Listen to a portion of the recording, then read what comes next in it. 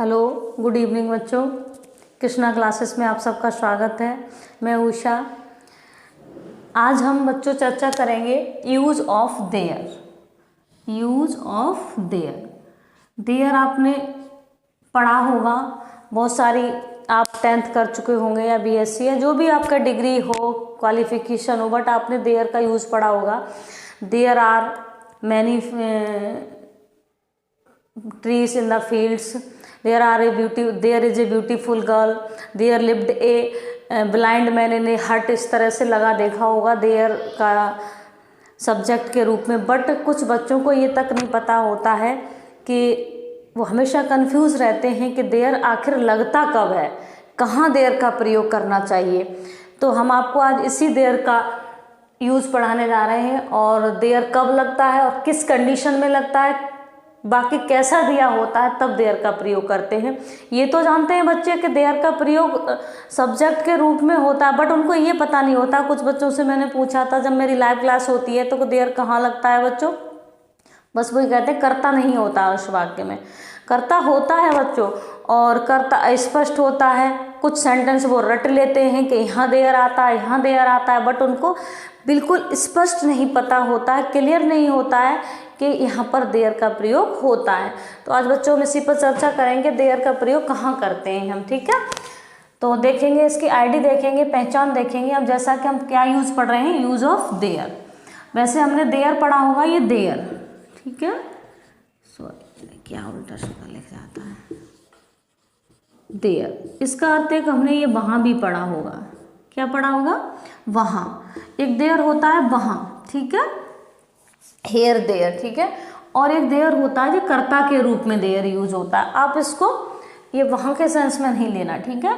जिन वाक्यों में कर्ता और क्रिया, क्या, कर्ता और क्रिया पास पास दिए होते हैं, कहाँ दिए होते हैं, पास पास दिए होते हैं, उन वाक्यों को देयर से बनाते हैं। किससे बनाते हैं? देयर से। तथा देयर का प्रयोग कर्ता के रूप में होता है। किसके रूप में? देयर का प्रयोग कर्ता के रूप में होता है, ठीक है। जैसे हम थोड़ा सा समझेंगे कि एक गांव में गरीब किसान रहता था। क्या दिए होते हैं? कर्ता और क्रिया। इस वाक्य में देखना आप बच्चों, कर्ता क्या है? किसान, या कह लीजिए गरीब किसान, और क्रिया क्या है? रहना, ठीक है। और कर्म का है एक गांव में, ठीक है। तो कर्म के, कर्ता के स्थान पर कर्म है और कर्म के स्थान पर कर्ता है। जब ऐसी कंडीशन वाक्य में होती है, कर्म के स्थान पर कर्ता होता है और कर्ता के स्थान पर कर्म होता है, तब ऐसी कंडीशन में हम देयर का प्रयोग करते हैं कर्ता के रूप में। देखना, वैसे नियम क्या है, हमने जब तक अब तक इतनी ग्रामर पढ़ी, अब 10th 12th जो भी कर चुके हैं, बीए बीएससी एमए, तो कर्ता यहाँ होता है, क्रिया वाक्य के अंत में होती है, कर्म बीच में होता है। और यहाँ पर क्या है? कर्ता कहाँ है? कर्म के स्थान पर है, और कर्म कहाँ है? कर्ता के स्थान पर है। तो ऐसी कंडीशन में वाक्य को किससे बनाते हैं? देयर से बनाते हैं, ठीक है। थोड़ा सा समझेंगे। अब फिर एक बार देख लेंगे, जहाँ कर्ता क्रिया, कर्ता ये हो गया और क्रिया हो गई, दोनों क्या है? पास पास दिए हुए हैं। पास पास दिए होते हैं तो उन वाक्यों को देयर से बनाते हैं। देयर का प्रयोग कर्ता के रूप में करते हैं, मतलब सबसे पहले करते हैं, इसलिए कह देते हैं कर्ता के रूप। अगर हम थोड़ा सा और समझना चाहें तो ये कह सकते हैं कर्ता अस्पष्ट होता है। बच्चा, जब हम लंबा सेंटेंस लिखते हैं तो क्लियर नहीं होता है कि कहाँ कर्ता कौन सा है, ठीक है। तो देखेंगे, देखो ये सेंटेंस किस में है? रहता था, पास्ट इंडेफिनिट में है। रहती है, प्रेजेंट इंडेफिनिट में। रह रही थी, पास्ट कंटिन्यूअस में है। एक सुंदर लड़की थी, बाजवर में है। बाग में सुंदर फूल है, इजेमार है।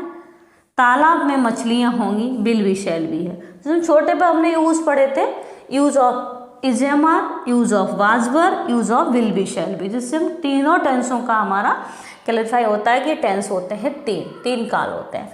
तो देखो, एक वाक्य को बनाएंगे तो हम समझ लेंगे, एक गांव में एक गरीब किसान रहता था। तो ऐसे वाक्यों में सबसे पहले हम कर्ता के रूप में क्या लगाते हैं? देयर। अगर हम थोड़ा और भी ना समझ पाए तो ये समझ लें कि देयर प्लस एम बी आती है।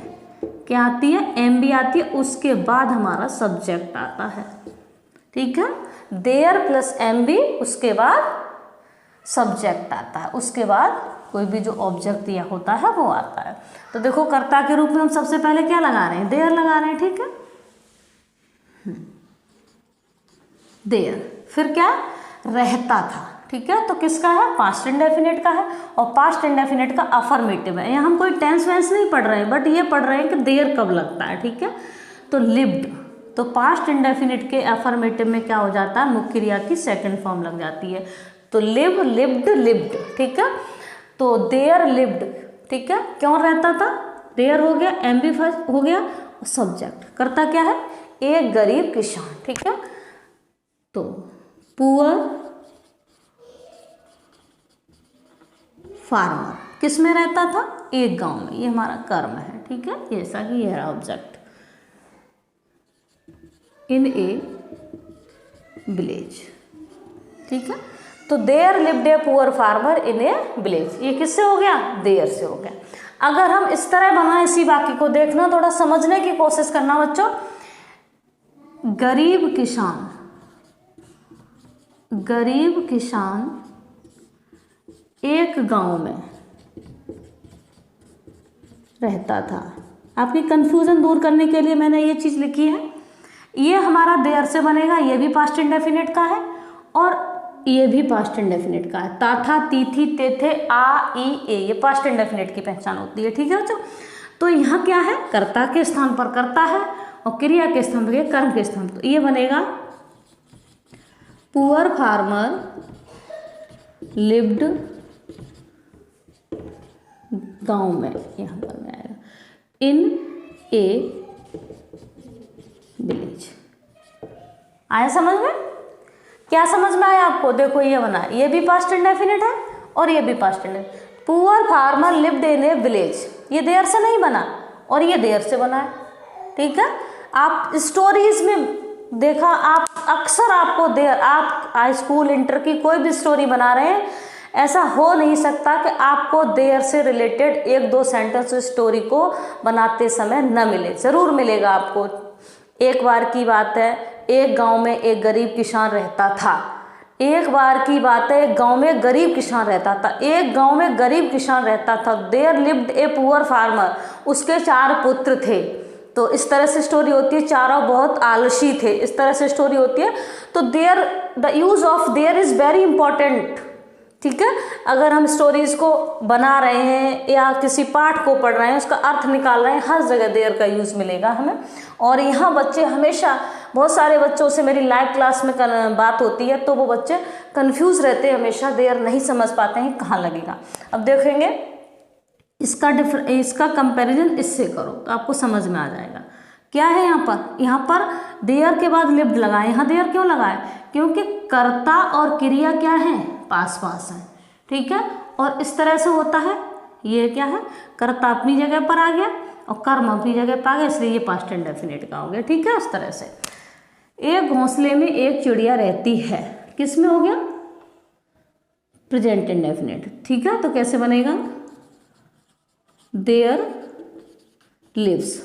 अब यहाँ पर एस आई एस क्यों आई है बच्चों, क्योंकि प्रेजेंट इंडेफिनिट के अफर्मेटिव में क्या होता है, एक वचनकर्ता के साथ एस आई एस का प्रयोग करते हैं। अब यहाँ क्या है, एक चिड़िया है। ठीक है, तो चिड़िया कितनी, एक है, तो एक वचन हो गया, तो इसलिए क्या आ जाएगा, लिव्स हो जाएगा। ठीक है, ये थोड़ा सा डिस्टर्ब हो गया। देयर लिव्स क्या रहती थी, एक चिड़िया, ये वर्ड। ठीक है, देयर लिव्स ए वर्ड, किसमें, एक घोंसले में, इन ए नेस्ट। आया समझ में। अगर हम इसको उस तरह बनाए प्रेजेंट इंडेफिनिट की तरह से, तो कैसे बनेगा, a word lives in a nest. आ रहा है समझ में, a word lives in a nest, एक चिड़िया घोंसले में रहती है। ये देयर से बना है। क्यों बना है, एक चिड़िया करता है और क्रिया क्या है, रहती है, तो दोनों पास पास है, इसलिए बना है। एक झोंपड़ी में एक बुढ़िया रही थी, तो किस में हो गया ये, पास्ट कंटिन्यूअस में। तो कैसे बनाएंगे, देयर। अब पास्ट कंटिन्यूअस की हेल्पिंग वर्ब क्या होती है? वाज और वर, ठीक है, सिंगुलर के साथ वाज और प्लूरल के साथ वर लगता है। तो यहाँ कौन है? एक बुढ़िया है, एन ओल्ड वुमेन है, इसलिए ओल्ड वुमेन के साथ क्या लगेगा? वॉज लगेगा, क्योंकि वो सिंगुलर है। तो देयर वाज क्या? अब पास्ट कंटिन्यूअस में क्या होता है? एमबी में आईएनजी लगती है, ठीक है। तो देयर वाज लिविंग, ठीक है, रह रही थी। क्या रह रही थी? एक बुढ़िया। तो एन ओल्ड वुमेन किस में रह रही थी? एक झोंपड़ी में। तो इन ए हट, हट भी लगा सकते हैं, कॉटेज भी लगा सकते हैं, ठीक है। आगे होगा समझ में। तो there was living an old women in a hut, ठीक है, आ रहा है समझ में। अब जैसे पास्ट कंटिन्यूअस होता तो कैसे बनाते? पास्ट कंटिन्यूअस होता तो बनाते an old women was living in a hut. अंतर क्या है दोनों में? यहाँ एक बुढ़िया और रहना क्या है? दोनों कर्ता और क्रिया पास पास है। कर्ता का स्थान कर्म ने लिया हुआ है, कर्म का स्थान कर्ता ने लिया हुआ है, इसलिए इस सेंटेंस, इस तरह के सेंटेंस को देयर से बनाते हैं। क्लियर हो गया? तो आगे चलेंगे। अब ये तो हमारे थे क्रिया वाले वाक्य। अब हमने यूज पढ़ा होगा, use of is am are, use of was were, use of will be shall be. जैसे वाक्य नहीं समझ पा रहे होंगे तो जैसे वो है he is clever girl, you are good teacher, तुम अच्छे अध्यापक हो, अच्छी लड़की है, मैं ईमानदार हूँ, आई एम ऑनेस्ट, इस तरह के वाक्य होते हैं ना। तो ये क्या, देखो एक सुंदर लड़की थी, तो ये किसके हैं?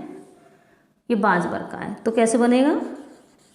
देयर बाज ए ब्यूटीफुल गर्ल। अब यहाँ पर क्या है? देखो लड़की और था थी दोनों पास में है। यार ये लड़की यहाँ होता, सुंदर इधर होता, तब ये तो क्या है? लड़की और था थी थे। इन वाक्यों में क्या होता है? इज एम आर और बाज वर्ब के जो वाक्य होते हैं इनमें मुख्य क्रिया तो होती नहीं, छोटे छोटे वाक्य होते हैं, इनमें विशेषण होता है या संज्ञा होती है। तो जो हमारी संज्ञा होगी यहाँ पर, जो कर्ता होगा और वो इज एम आर या बाज वर्ब, वो पास पास होगा। देखो ये देखो, बाग में सुंदर फूल हैं, तो हैं मान के चलिए इज एम आर इसकी सहायक क्रिया है, इज एम आर ये इसकी क्रिया हो गई। और फूल क्या है? जो सुंदर फूल क्या है? कर्ता है। तो कर्ता और क्रिया क्या है? पास पास है, ठीक है। तो देखो ये कैसे बन जाएगा? देयर आर किसमें है? इज एम आर में, बहुवचन के साथ क्या लगता है? वर। तो देयर वर ब्यूटीफुल फ्लावर्स, किसमें? बाग में। Flowers in the garden. ठीक, आया समझ में बच्चों? देयर लगा, यहाँ कर्ता के रूप में देयर लग गया, ये देयर लग गया। क्यों लगता है? कर्ता और क्रिया दोनों क्या है? पास पास है। अब ये इस तरह से होता, सुंदर फूल बाग में है, ठीक है। तो सुंदर फूल बाग में है, तो यहाँ पर क्या है? कर्ता क्रिया पास पास नहीं है, कर्ता इधर है, ये रहा, ठीक है। तो ये कैसे बनता? तो ब्यूटीफुल फ्लावर नहीं आ रहा है। तो ये कैसे बनता? अगर हम देयर से न बनाएं, इस तरह से ये फूल इधर हो तो कैसे बनेगा? देयर नहीं से न बनाएं तो कैसे बनेगा? Beautiful flowers in the garden. आया समझ में? ब्यूटीफुल फ्लावर्स, सॉरी आर लगाना भूल गए थोड़ा सा, कोई दिक्कत। Beautiful flowers are in the garden. और देखो ये बना है there are beautiful flowers in the garden. तो इस तरह से सेंटेंस लिखे होते हैं। सपोज दैट ये हिंदी न लिखी हो तो बच्चे अर्थ भी नहीं निकाल पाते अगर उन्होंने देयर का रूल नहीं पढ़ा है। तो इस देयर का अर्थ वो वहाँ लगाते हैं, क्या लगाते हैं? वहाँ, वहाँ वाला देयर। इस तरह से जब स्टोरी का अर्थ निकाले, छोटे छोटे बच्चों का भी पाठ हम पढ़ाते हैं तो देयर से वाक्य बने होते हैं, और देयर से वाक्य बना होता तो वो अर्थ नहीं फाइंड आउट कर पाते हैं, उसका समझ नहीं पाते हैं। अगर इसकी हम हिंदी को हटा दें, चलो हटा देते हैं, आपने समझ तो लिया होगा, इसको हटा दें, ठीक है, तो वो अर्थ निकालने में बहुत दिक्कत होती है उसे, वो समझ नहीं पाता ये देयर क्या है, ठीक है। तो देयर का अर्थ ये वहाँ समझता है बच्चा, ठीक है। तो एक और रह गया, इसको और देख लेते हैं। ये किस में है? विल बी शैल बी में, फ्यूचर में, ठीक है। ये बाज वर्ग का था, और ये विल बी शैल बी का है, तो कैसे हो जाएगा, there will be fish. Fish या फिशिश, जब हमारा कॉमन नाउन होता है ना वो फिश या फिशिश कर दो तब भी फिश भी प्लूरल ही माना जाएगा, ठीक है। इन द या इनटू कर सकते, गतिमान अवस्था के लिए इनटू आता है, इनटू पॉन्ड। तो there will be fish in the pond. देखो ये है, अगर इस तरह हम इसको लिख दें, अगर हम इसको इस तरह लिख दें, मछलियां तालाब में होंगी,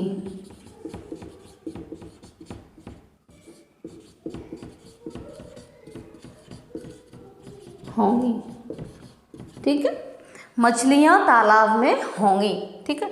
तो अगर हम इस तरह, यहाँ पर क्या है, मछलियां और होंगी, विल बी शैल बी पास पास, तो ये कैसे बनेगा, fish will be into pond, इस तरह बनेगा। फिशिश कर सकते हैं बच्चों, अगर आपको नहीं समझ में आता है तो ये कलेक्ट जो नाउन होते हैं, कलेक्टिव वो सॉरी समूहवाचक, जो अपनी पूरी जाति को कॉमन नाउन सब पूरी जाति को संबोधित करते हैं, उनके साथ सिंगुलर प्लूरल सेम होता है, वो प्लूरल ही माने जाते हैं। सिंगुलर भी यही रूप होगा, प्लूरल भी यही होगा, तो will be in the pond, ठीक है। अब देखो इसमें और इसमें अंतर आपका क्या समझ में आ रहा है आपको, ये देर से बना है और ये देर से नहीं बना है, ठीक है, क्लियर हो गया। तो इस तरह से ही होता है देयर, ठीक है। तो मुझे उम्मीद है ये बच्चों आपको ये यूज़ आपको समझ में आया होगा। फिर भी आपको अगर कोई कन्फ्यूज़न है तो मुझे कमेंट्स के द्वारा बता सकते हैं और मैं आपकी कन्फ्यूज़न को दूर कर सकती हूँ। यदि मेरी पढ़ाई आपको अच्छी लगती है, मैं पढ़ाती हूँ जो भी रूल्स मॉडल्स या बुक्स, तो प्लीज़ मेरे चैनल को सब्सक्राइब कीजिएगा और मेरे चैनल को शेयर कीजिएगा। थैंक यू, धन्यवाद।